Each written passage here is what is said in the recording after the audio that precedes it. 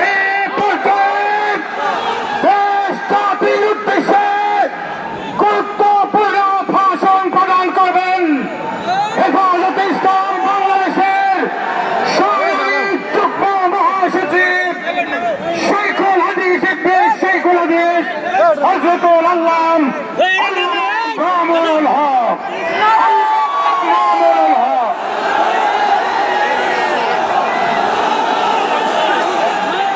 السلام عليكم ورحمة الله. الحمد لله رب العالمين والصلاة والسلام على سيد الأنبياء والمرسلين وعلى آله وأصحابه ومن تبعهم أجمعين. أما بعد. হেফাজতে ইসলাম বাংলাদেশ ঢাকা মহানগরের উদ্যোগে আয়োজিত ফিলিস্তিনে বর্বর ইসরায়েলি হামলা এবং ভারতে মুসলমানদের বিরুদ্ধে পরিচালিত আগ্রাসনের বিরুদ্ধে আয়োজিত প্রতিবাদে আয়োজিত আজকের বিক্ষোভ সমাবেশে উপস্থিত সংগ্রামী সভাপতি, হেফাজতে ইসলাম বাংলাদেশ ঢাকা মহানগরীর সংগ্রামী সভাপতি, হেফাজতে ইসলামের সিনিয়র যুগ্ম মহাসচিব জননেতা মাওলানা জুনায়েদ আল হাবিব, উপস্থিত হেফাজতে ইসলাম বাংলাদেশের কেন্দ্রীয় মহানগরী নেতৃবৃন্দ, ঢাকা মহানগরের সর্বস্তর থেকে সমবেত হেফাজতে ইসলাম বাংলাদেশের নেতাকর্মী ও সর্বস্তরের তৌহিদি জনতা, আজকে অত্যন্ত ভারাক্রান্ত হৃদয়ে রক্তক্ষরণ নিয়ে আজ পবিত্র জুমার দিনে জাতীয় মসজিদ বাইতুল মুকাররমের উত্তর প্রাঙ্গণে আমরা সমবেত হয়েছি। বাংলাদেশের প্রান্ত থেকে শাহাদাত বরণকারী গাজ্জার সেই ফিলিস্তিনি মুসলমান ভাই বোন এবং আমার শিশু সন্তানদের প্রতি আমরা সমবেদনা জ্ঞাপন করছি এবং তাদের এই শাহাদাতের রক্তের বদলা নেওয়ার আমরা প্রতিশোধ গ্রহণ করবার শপথ গ্রহণ করছি। আমরা এই বাংলাদেশের রাজধানী ঢাকায় দাঁড়িয়ে এখান থেকে বিশ্ব মুসলমানদের সঙ্গে সংহতি প্রকাশ করে হেফাজতে ইসলামের পক্ষ থেকে আন্তর্জাতিক শক্তিগুলোর প্রতি বিশ্ব সম্প্রদায়ের প্রতি উদাত্ত আহ্বান জানাই। বিশেষ করে জাতিসংঘকে আমরা স্পষ্ট বার্তা দিতে চাই, আপনারা যদি এভাবে ফিলিস্তিনে নিরপরাধ নারী, শিশু, আবাল, বৃদ্ধ, বনিতাদের হত্যাকাণ্ড এবং রক্ত প্রবাহ বন্ধ করতে না পারেন, এই যুদ্ধের দাবানল সারা পৃথিবীতে ছড়িয়ে পড়তে পারে। এর জন্য সম্পূর্ণ দায় জাতিসংঘকে বহন করতে হবে। আমরা অনতিবিলম্বে ইসরায়েলের বিরুদ্ধে আন্তর্জাতিক মহল, বিশেষ করে জাতিসংঘের পক্ষ থেকে স্পষ্ট নিষেধাজ্ঞা আরোপের জোর দাবি জানাই। আরব লীগ সহ ওআইসি সহ মুসলিম কমিউনিটিগুলোকে, মুসলমানদের আন্তর্জাতিক সংগঠনগুলোকে আমরা উদাত্ত আহ্বান জানাতে চাই। কুফরি সঙ্গে পরিণত, ইহুদি খ্রিস্টানদের এজেন্টে পরিণত জাতিসংঘের নির্লিপ্ত ভূমিকার প্রেক্ষিতে আপনারা বিশ্ব মুসলমানদের নেতৃত্বের দায়িত্ব কাঁধে তুলে নিন। সারা পৃথিবীর মুসলমানদেরকে প্রয়োজনে আপনারা ফিলিস্তিনকে মুক্ত করার জন্য ঐক্যবদ্ধ হওয়ার আহ্বান জানান। যদি তারাও সেটা করতে ব্যর্থ হয়, আমি শাহজালালের পুণ্যভূমি বাংলাদেশের মসজিদের নগর রাজধানী ঢাকার জাতীয় মসজিদের প্রাঙ্গণে দাঁড়িয়ে বাংলাদেশের সরকারকে বলতে চাই, ফিলিস্তিনকে রক্ষা করার জন্য গাজার মা বোন এবং শিশুদেরকে নারকীয় হত্যাকাণ্ডের হাত থেকে মুক্ত করার জন্য বাংলাদেশ থেকে মুজাহিদ সংগ্রহ করার ডাক দিন।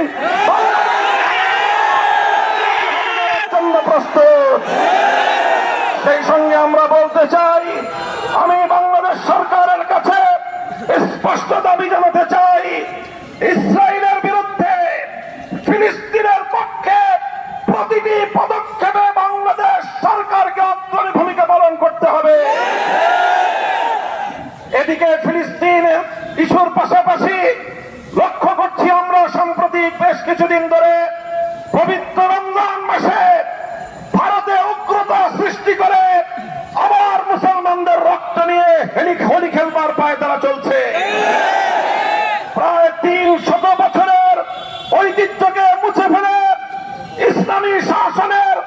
মুসলিম সাম্রাজ্যের উজ্জ্বল নক্ষত্র আওরঙ্গজেব আলমগীর রহমতুল্লাহ আলাইহির সমাধিকে উৎখাত করার যে ষড়যন্ত্র শুরু হয়েছে, হিন্দুত্ববাদী ভারতকে আমরা বলতে চাই, আওরঙ্গজেবের সমাধিতে একটি আঘাত ভারতকে খান করে দেবে। আওরঙ্গজেবের সমাধিতে যদি কোনো আঘাত করা হয়, সেটাকে আমরা গজওয়ে হিন্দের প্রতিধ্বনি হিসেবে বিবেচনা করব। সংগ্রামী সাথী ও বন্ধুগণ, আমি বাংলাদেশ সরকারকে বলবো, আমি আমার সরকারকে স্পষ্ট বার্তা দিতে চাই, শুধুমাত্র নীরব দর্শকের ভূমিকা বাংলাদেশের মানুষ এদেশের সরকারের কাছ থেকে প্রত্যাশা করে না।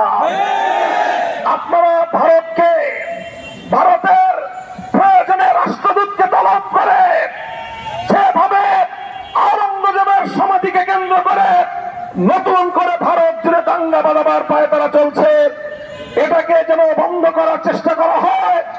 ভারত সরকার যেন কার্যকরী পদক্ষেপ নেয়।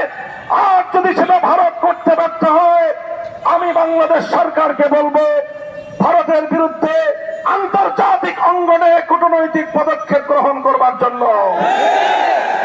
আমরা স্পষ্ট ভাষায় বলতে চাই, ভারত এবং ইসরায়েল যৌথ প্রযোজনায় যেভাবে মুসলিম নিধন পরিচালনা করছে, মুসলমানদের রক্তে রঞ্জিত করছে এবং পৃথিবীর মানচিত্রকে, এই যৌথ শক্তিকে রুখতে গিয়ে, এই যৌথ শক্তিকে রোধ করার জন্য গোটা বিশ্ব মুসলমানদেরকে, বরং তার চেয়ে বড় বিশ্বের মানবতাবাদী সকল শক্তিগুলোকে ঐক্যবদ্ধ করে প্রতিরোধ করে তোলার জন্য বাংলাদেশ সরকারকে আমি উদ্যোগী ভূমিকা পালন করার আহ্বান জানাই। আপনারা আন্তর্জাতিক বিশ্বকে আহ্বান করেন, উদ্যোগ গ্রহণ করুন। বাংলাদেশ আর শুধুমাত্র আন্তর্জাতিক অঙ্গনে নীরব দর্শকের ভূমিকা পালন করতে চায় না। প্রফেসর ডক্টর ইউনূস সাহেব বাংলাদেশের অন্তর্বর্তীকালীন সরকারের প্রধান উপদেষ্টা, একজন আন্তর্জাতিক ব্যক্তিত্ব। আন্তর্জাতিক অঙ্গনে ফিলিস্তিন এবং ভারতের মুসলমানদেরকে রক্ষা করার জন্য অগ্রণী ভূমিকা পালন করেন। আন্তর্জাতিক অঙ্গনে আপনার এবং বাংলাদেশের ভাবমূর্তি আরো নতুন উচ্চতায় উন্নীত হবে ইনশাআল্লাহ।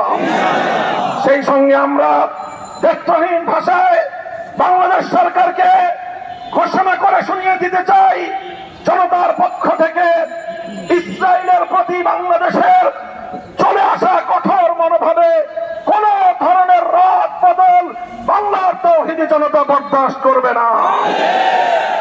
বিগত ফ্যাসিবাদী ভারতীয় দালাল সরকার, ভিনদেশী চক্র, ভিনদেশী এজেন্ট হাসিনা সরকার বাংলাদেশে অব্যাহতভাবে চলে আসা, বাংলাদেশের পাসপোর্ট থেকে এক্সেপ্ট ইসরায়েলের যে সিল মোহর ছিল, বাংলাদেশ ইসরায়েলকে স্বীকৃতি দেয় নাই। তার যে জাতীয় পাসপোর্টে, ন্যাশনাল পাসপোর্টে তার যে স্মৃতিচিহ্ন ছিল, শেখ হাসিনা ভারতের নির্দেশে সেই চিহ্নটুকু মুছে ফেলে ইসরায়েলের প্রতি নতজানু এবং নমনীয় নীতি গ্রহণ করা শুরু করেছে। আমরা তার তীব্র নিন্দা জানাই। বর্তমান সরকারকে আবার জাতীয় পাসপোর্টের মধ্যে এক্সপেক্ট ইসরায়েল লেখাকে আবার পুনর্বহাল করবার জোর দাবি জানাই। ইসরায়েলের প্রতি জিরো টলারেন্স নীতিতে সারা পৃথিবীর শান্তিকামী মানুষকে আসবার উদাত্ত আহ্বান জানাই। সংগ্রামী সাথী ও বন্ধুগণ, সর্বশেষ আমার এই বাংলার এই আপামর জনতার প্রাণের দাবিগুলোকে নিয়ে সংক্ষিপ্ত যে কথা বলতে চাই, সেটা হলো বিগত দিনগুলোতে ফিলিস্তিন এবং ভারতের সঙ্গে পাল্লা দিয়ে বাংলাদেশি লেডি ফেরাউন যেভাবে এদেশের শান্তিপ্রিয় মানুষের উপর হত্যাযজ্ঞ এবং গণহত্যা পরিচালনা করেছে।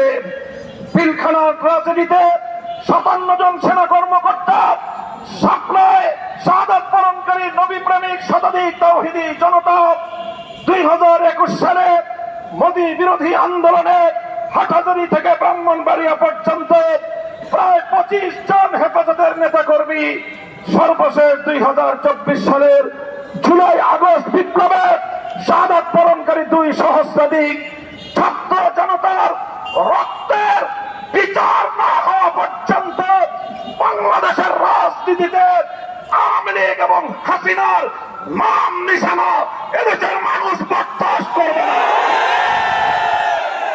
শান্তিপ্রিয় দেশের রাজনীতিতে আগুন ঢালবার জন্য আমি বারণ করব, খবরদারে আগুন নিয়ে খেলবেন না। এদেশের প্রতিটি শান্তিকামী মানুষের হৃদয়ে ক্ষোভের আগুন তুষের মতো জ্বলছে। সারা দুনিয়ার মানুষ প্রেডিকশন করেছিল খুনি হাসিনার যেদিনই পতন হবে সেদিন লক্ষ লক্ষ আওয়ামী জালেমদের লাশ বাংলার মাটিতে পড়বে। এটাই ছিল সকল মিডিয়া এবং দেশি আন্তর্জাতিক পর্যবেক্ষকদের পূর্ব ধারণা।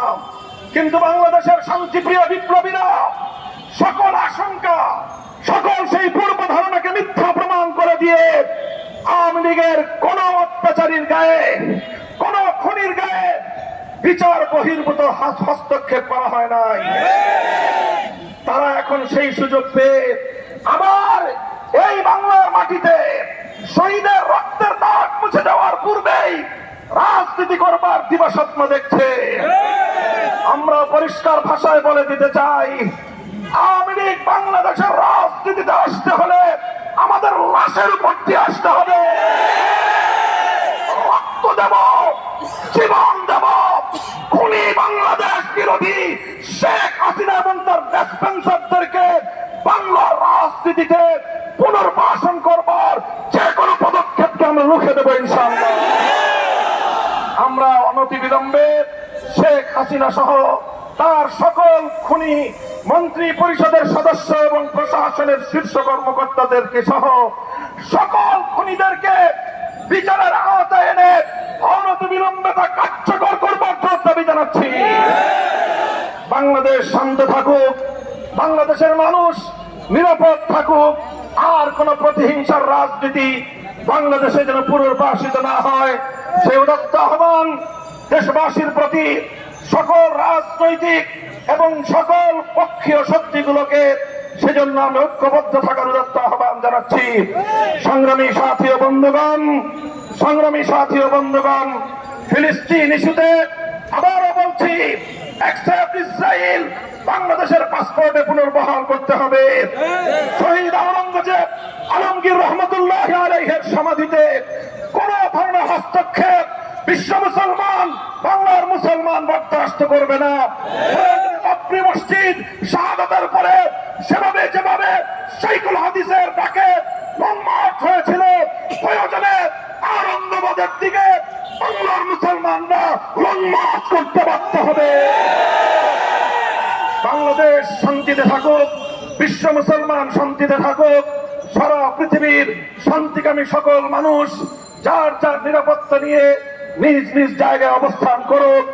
এই সুযোগে আমার শান্তিপ্রিয় বাংলাদেশে কোন বিশৃঙ্খলা সৃষ্টির অপপ্রয়াসকে প্রশ্রয় দেওয়া যাবে না।